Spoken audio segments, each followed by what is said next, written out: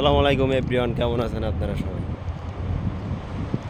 ভাই, আরবের মাটিতে যে এতটা গরম, প্রচুর গরম সহ্য করা লাগে এই দেশে।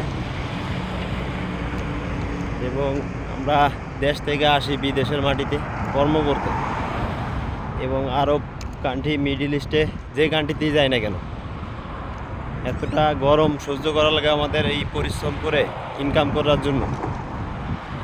হয়তো আমার নতুন ভাই ব্রাদার সবাই এটা জানে না, এবং অনেকেই না জানিয়ে সিদ্ধান্তটা নিয়ে ফেলায় 4 লাখ 5 লাখ টাকা খরচ করে বিদেশে এসে অনেক সফলতা অর্জন করবে।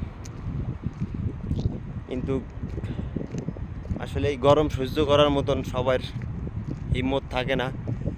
আর মেহনত কর্ম ছাড়া বিদেশের মাটিতে কেউ টাকাও দেয় না। প্রচুর কর্ম করা লাগে, কাম জানা লাগে, তারপরে মনে করেন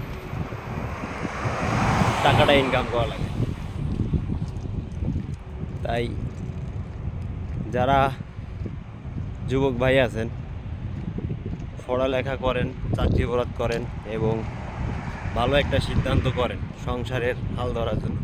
যেই আপনি ঘুরে বেড়ায় সংসারে খাতে যাবেন, অবশ্যই আপনাকে সেই সময় প্রবাসে পাঠানোর একটা নিয়ত করবে পরিবার।